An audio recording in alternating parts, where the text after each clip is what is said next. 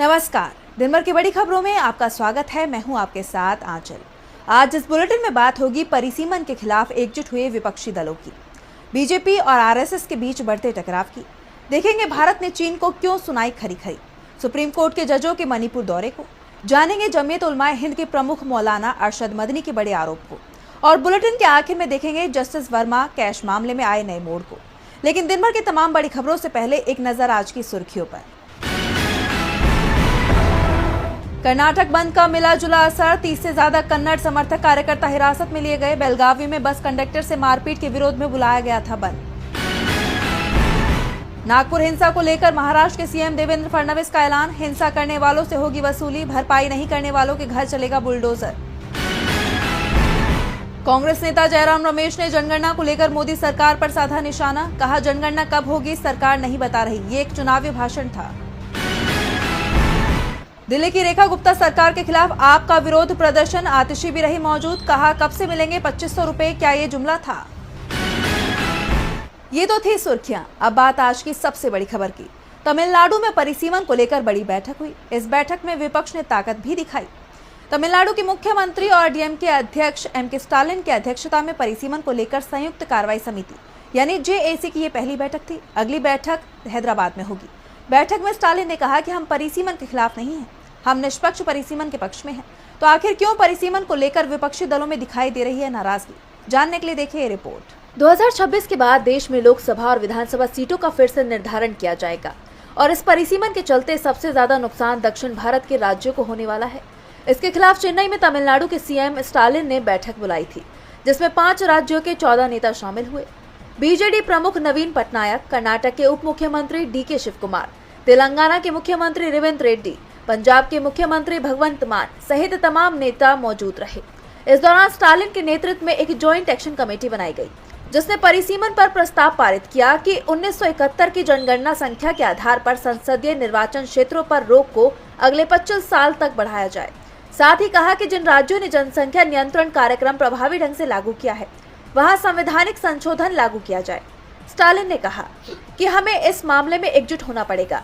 हमें ये सुनिश्चित करना होगा कि किसी भी स्थिति में हमारा प्रतिनिधित्व कम नहीं होना चाहिए। उन्होंने कहा कि जनसंख्या आधारित निर्वाचन क्षेत्र परिसीमन से तमिलनाडु जैसे राज्यों को नुकसान होगा, जिन्होंने जनसंख्या वृद्धि को नियंत्रित करने के लिए महत्वपूर्ण कदम उठाए हैं। इसलिए हम इसका विरोध करने की स्थिति में हैं और संसद में हमारे प्रतिनिधि कम हो सकते हैं। बैठक में केरल के मुख्यमंत्री पिनराई विजयन ने कहा कि लोकसभा सीटों का परिसीमन तलवार की तरह लटक रहा है। भाजपा सरकार इस मामले पर बिना किसी परामर्श के आगे बढ़ रही है। दक्षिण की सीटों में कटौती और उत्तर में बढ़ोतरी भाजपा के लिए फायदेमंद होगी। उत्तर में उनका प्रभाव है। तेलंगाना के सीएम रेवंत रेड्डी ने कहा कि अगर सीटों का परिसीमन जनसंख्या के आधार पर हुआ तो दक्षिण भारत की राजनीतिक ताकत घटेगी और नॉर्थ के राज्य हावी हो जाएंगे। ये उन राज्यों को सजा होगी जो जनसंख्या नियंत्रण लागू करने में कामयाब रही हैं। बैठक में ओडिशा के पूर्व सीएम नवीन पटनायक ने कहा कि परिसीमन का आधार सिर्फ जनसंख्या नहीं होना चाहिए। परिसीमन के खिलाफ विपक्ष एकजुट होता दिखाई दे रहा है, जिससे बीजेपी में टेंशन दिखाई दे रही है। तो आरएसएस ने भी बीजेपी की टेंशन बढ़ा दी है। बीजेपी और आरएसएस के बीच बीजेपी अध्यक्ष के नाम को लेकर खींचतान की खबरें जारी है। इस बीच बेंगलुरु में आरएसएस की 3 दिवसीय बैठक हो रही है, जिसके दूसरे दिन संघ ने बीजेपी अध्यक्ष के नाम को लेकर हो रही देरी को लेकर बड़ा दावा किया। तो क्या है ये दावा, देखिए इस रिपोर्ट में। बीजेपी अध्यक्ष के नाम को लेकर संघ और बीजेपी के बीच जारी खींचतान के बीच बेंगलुरु में आरएसएस की 3 दिवसीय बैठक जारी है। बैठक के दूसरे दिन संघ ने बांग्लादेश में हिंदुओं पर हो रहे अत्याचार के खिलाफ एक प्रस्ताव पारित करते हुए इसमें यूएन से इस मामले में हस्तक्षेप करने की अपील की। इस बीच संघ के संयुक्त महासचिव अरुण कुमार से बीजेपी अध्यक्ष के चयन में देरी को लेकर भी सवाल पूछा गया। इसके जवाब में अरुण कुमार ने कहा, प्रक्रिया चल रही है और समय आने पर सबको पता चल जाएगा। हर संगठन स्वतंत्र है। संघ से जुड़े 32 संगठनों की अपनी प्रक्रिया है। बीजेपी में भी यही चल रहा है। दोनों के बीच कोई ठनी नहीं है। इस दौरान उन्होंने बीजेपी और आरएसएस के बीच किसी भी विवाद की अटकलों को भी खारिज किया। अब अगर संघ दावा कर रहा है कि उसके और बीजेपी के बीच सब कुछ सही है, तो फिर ये सवाल उठना लाजमी है कि दोनों को पार्टी अध्यक्ष के नाम को लेकर फैसला लेने में इतना वक्त क्यों लग रहा है, क्योंकि इससे पहले कहा जा रहा था कि फरवरी के तीसरे हफ्ते तक बीजेपी को उसका नया अध्यक्ष मिल जाएगा और यहाँ मार्च का तीसरा हफ्ता भी खत्म हो रहा है। ऐसे में देखना होगा कि संघ सिर्फ बाहरी तौर पर दोनों के बीच सब कुछ सही होने का दावा कर रहा है या फिर सचमुच बीजेपी और संघ के बीच सब कुछ सही है। बताते चले कि 21 मार्च से शुरू हुई ये बैठक 3 दिनों तक चलेगी, जिसमें संघ से जुड़े संगठनों के 1480 प्रतिनिधि हिस्सा ले रहे हैं। संघ और बीजेपी के बीच बीजेपी अध्यक्ष को लेकर खींचतान देखने को मिल रही है, तो भारत और चीन के बीच भी विवाद बढ़ता ही जा रहा है। भारत के साथ सीमा विवाद को लेकर चीन अपनी चालबाजी से बाज नहीं आ रहा। चीन ने भारत के लद्दाख को अपना इलाका बताया और नए काउंटी स्थापित करने का ऐलान किया है। भारत ने चीन के नए काउंटी दावे पर कड़ा विरोध दर्ज कराया। तो क्या कुछ कहा भारत ने, जानने के लिए देखिए रिपोर्ट। भारत के साथ सीमा विवाद को लेकर चीन के तेवर बदलते नहीं दिख रहे। चीन ने भारत के लद्दाख को अपना इलाका बताते हुए 2 नए काउंटी स्थापित करने की घोषणा की है। इस पर भारत सरकार ने कड़ी प्रतिक्रिया दी है। भारत ने खरी खोटी सुनाते हुए चीन के लद्दाख में काउंटी स्थापना के दावे पर कड़ा विरोध जताया और इसे अवैध कब्जा बताया है। केंद्र सरकार ने कहा कि भारत को चीन के जरिए 2 नए काउंटी स्थापित करने की जानकारी है। इसके कुछ हिस्से लद्दाख में आते हैं। भारत ने राजनयिक चैनलों के जरिए गंभीर विरोध दर्ज कराया है। सरकार ने संसद में कहा कि ये कदम भारत की संप्रभुता को कमजोर नहीं कर सकता।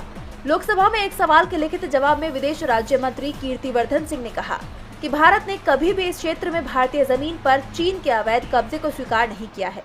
नए देश बनाने से इस क्षेत्र पर भारत की संप्रभुता के संबंध में भारत की स्थिति पर कोई असर नहीं पड़ेगा।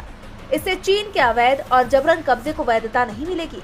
विदेश राज्य मंत्री ने साफ किया कि चीन के इस कदम को मान्यता नहीं दी जाएगी और सीमा सुरक्षा सुनिश्चित की जाएगी। चीन ने हाल ही में होटन प्रांत में 2 नई काउंटी की स्थापना का ऐलान किया है। इन काउंटियों का कुछ हिस्सा भारत के लद्दाख केंद्र शासित प्रदेश में आता है।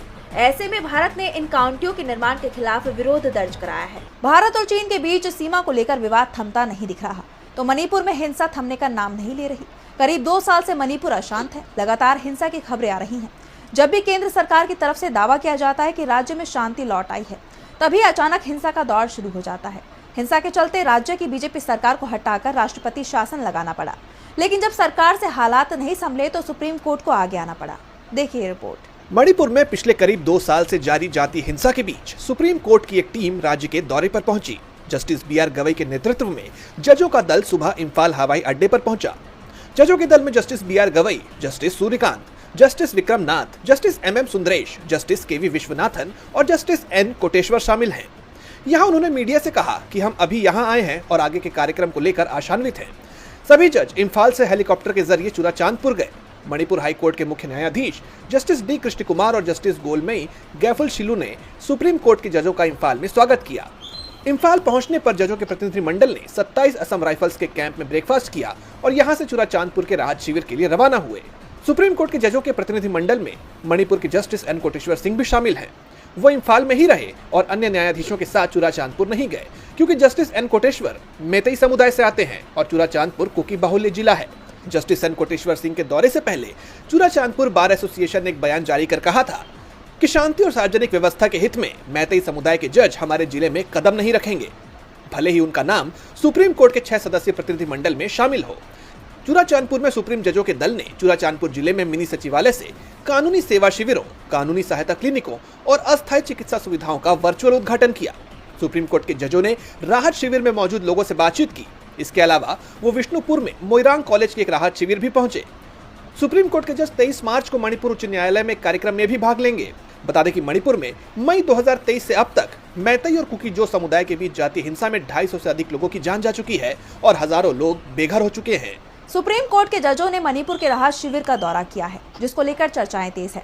तो जमीयत उलमाए हिंद के प्रमुख मौलाना अरशद मदनी के बयान ने एनडीए में हलचल पैदा कर दी है। उन्होंने एनडीए के प्रमुख सहयोगी दलों को एनडीए की कठपुतलियां बताया है। उनका कहना है कि नीतीश, नायडू और चिराग पासवान सत्ता के लालच में अन्याय का साथ दे रही हैं।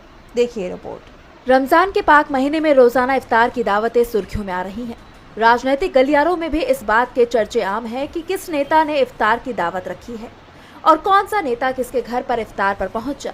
वहीं जमीयत उलमाए हिंद के अध्यक्ष अरशद मदनी ने एक ट्वीट कर साफ लिखा है कि नीतीश कुमार, चंद्रबाबू नायडू और चिराग पासवान के इफ्तार दावतों का बहिष्कार किया जाएगा। सांकेतिक विरोध के रूप में खुद को सेक्युलर कहने वाले नीतीश कुमार, नायडू और चिराग पासवान जैसे नेताओं के इफ्तार, ईद मिलन और अन्य आयोजनों में शामिल नहीं होगी जमीयत उलमाए हिंद। ये लोग सत्ता के लिए मुसलमानों पर हो रहे अन्याय और अत्याचार पर चुप्पी साधे हुए हैं और देश के संविधान के खिलाफ सरकार का समर्थन कर रहे हैं। वक्फ संशोधन बिल पर इन नेताओं का रवैया इनके दोहरे चरित्र को उजागर करता है। उन्हें देश के संविधान और धर्मनिरपेक्षता की कोई परवाह नहीं है। वो केवल अपने राजनीतिक हितों में रुचि रखते हैं। इस ट्वीट से जाहिर हो गया है कि वक्फ बिल पर मोदी सरकार का साथ देना और उसके साथ बीजेपी के सांप्रदायिक एजेंडे को अपनाना इन नेताओं पर भारी पड़ गया है। अरशद मदनी के बयान ने एनडीए में खलबली मचा दी है, तो महाराष्ट्र में औरंगजेब को लेकर चल रहा विवाद थमने का नाम नहीं ले रहा है। और इस बीच एनसीपी प्रमुख अजीत पवार ने अल्पसंख्यकों को लेकर एक बड़ा बयान दिया है, जिससे ये कयास लगाए जा रहे हैं कि महाराष्ट्र एनडीए में सब कुछ ठीक नहीं है। तो क्या कुछ कहा अजीत पवार ने, जानने के लिए देखिए रिपोर्ट। महाराष्ट्र के डिप्टी सीएम अजीत पवार ने इफ्तार पार्टी में मुसलमानों को लेकर बड़ा बयान दिया है। अजीत पवार ने कहा कि भारत विविधता में एकता का प्रतीक है। हमें किसी भी विभाजनकारी ताकतों के जाल में नहीं फंसना है। हमने अभी होली मनाई है, गुड़ी पड़वा और ईद आने वाली है। ये सभी त्योहार हमें एक साथ मिलकर मनाने हैं, क्योंकि एकता ही हमारी असली ताकत है। इतना ही नहीं, एनसीपी प्रमुख अजीत पवार ने चेतावनी देते हुए कहा कि मैं आपको भरोसा दिलाता हूं कि आपका भाई अजीत पवार आपके साथ है। जो कोई भी हमारे मुस्लिम भाइयों और बहनों को आंख दिखाएगा, अगर कोई भी दो गुटों में झगड़ा कराकर अमन शांति को भंग करेगा और कानून को अपने हाथ में लेता है, चाहे वे कोई भी हो, उसे बख्शा नहीं जाएगा, उसे माफ नहीं किया जाएगा। इसी के साथ अजीत पवार ने कहा कि रमजान किसी एक धर्म तक सीमित नहीं है। ये इंसानियत, त्याग और आत्मचिंतन का प्रतीक है। यह आत्म संयम दिखाता है और हमें जरूरतमंदों के दुख दर्द को समझने की प्रेरणा देता है। रोजा न केवल शरीर को बल्कि मन और आत्मा को भी शुद्ध करता है। भारत वास्तव में अनेकता में एकता की मिसाल है। दरअसल अभी हाल ही में बीजेपी नेता नितेश राणे ने कहा था कि छत्रपति शिवाजी महाराज की सेना में एक भी मुसलमान नहीं था। पवार की इस प्रतिक्रिया को सहयोगी पार्टी बीजेपी नेता नितेश राणे के बयान पर करारा जवाब माना जा रहा है, जिससे राजनीतिक गलियारों में चर्चाओं का दौर तेज हो गया है, खासकर तब जब महाराष्ट्र में सांप्रदायिक हिंसा कई जगह भड़की हो। आपको बता दें कि औरंगजेब की कब्र पर मचे विवाद के बाद नागपुर में भयानक हिंसा हुई थी, जिसमें 14 लोगों को अभी तक पुलिस ने अरेस्ट किया है। और बुलेटिन के आखिर में बात जस्टिस वर्मा के आवास पर मिले कैश मामले की। दिल्ली हाई कोर्ट के जज यशवंत वर्मा के घर से कैश मिलने की खबरें वायरल हो रही हैं। मीडिया रिपोर्ट्स में दावा किया जा रहा था कि जस्टिस वर्मा के सरकारी बंगले से भारी मात्रा में नकदी बरामद हुई है। इस मामले की जांच कर रहे दिल्ली हाई कोर्ट के मुख्य न्यायाधीश जस्टिस देवेंद्र कुमार उपाध्याय ने अपनी रिपोर्ट जस्टिस संजीव खन्ना को सौंप दी है। तो क्या है पूरी खबर, देखिए इस रिपोर्ट में। जस्टिस यशवंत वर्मा के सरकारी बंगले से कथित तौर पर नकदी मिलने के मामले में नया अपडेट सामने आया है। इस मामले की जांच कर रहे दिल्ली हाई कोर्ट के मुख्य न्यायाधीश जस्टिस देवेंद्र कुमार उपाध्याय ने अपनी रिपोर्ट सीजेआई संजीव खन्ना को सौंप दी है। अब सीजेआई इस जांच रिपोर्ट के आधार पर आगे की कार्रवाई करेंगे। दरअसल 14 मार्च को होली वाली रात जस्टिस वर्मा के लुटियंस दिल्ली स्थित सरकारी आवास में आग लगने की घटना सामने आई थी। जस्टिस यशवंत वर्मा तब घर में नहीं थे और किसी काम से दिल्ली के बाहर गए थे। उनके परिवार के सदस्यों ने आग बुझाने के लिए फायर ब्रिगेड से मदद मांगी। दिल्ली फायर डिपार्टमेंट ने तत्काल एक टीम को जज के घर भेज दिया। इसके बाद मीडिया में खबरें सामने आने लगी कि जस्टिस वर्मा के सरकारी बंगले में आग बुझाने के दौरान भारी मात्रा में कैश देखा गया। इस बीच 20 मार्च को सुप्रीम कोर्ट के चीफ जस्टिस संजीव खन्ना ने कॉलेजियम की बैठक बुलाई। इस बैठक में जस्टिस वर्मा का ट्रांसफर इलाहाबाद हाई कोर्ट में किए जाने का प्रस्ताव लाया गया, जिस पर Allahabad high court bar association ने न्यायमूर्ति यशवंत वर्मा को दिल्ली हाई कोर्ट से इलाहाबाद हाई कोर्ट ट्रांसफर किए जाने के खिलाफ मोर्चा खोल दिया है। साथ ही दिल्ली हाई कोर्ट के चीफ जस्टिस को इस मामले की जांच सौंपी गई है। इस जांच रिपोर्ट के आधार पर ही जस्टिस वर्मा के तबादले पर फैसला लिया जाना है। हालांकि मामले में एक नया ट्विस्ट तब आया जब Delhi fire brigade chief Atul Garg ने दावा किया कि जस्टिस वर्मा के आवास पर आग बुझाने के दौरान फायर फाइटर्स को कोई नकदी नहीं मिली, जिसके बाद ये मामला और पेचीदा होता दिख रहा है। ऐसे में देखना होगा कि सीजेआई संजीव खन्ना को सौंपी गई रिपोर्ट पर सीजेआई क्या कार्रवाई करते हैं। तो आज इस बुलेटिन में इतना ही। आप देखते रहिए डीवी लाइव। नमस्कार।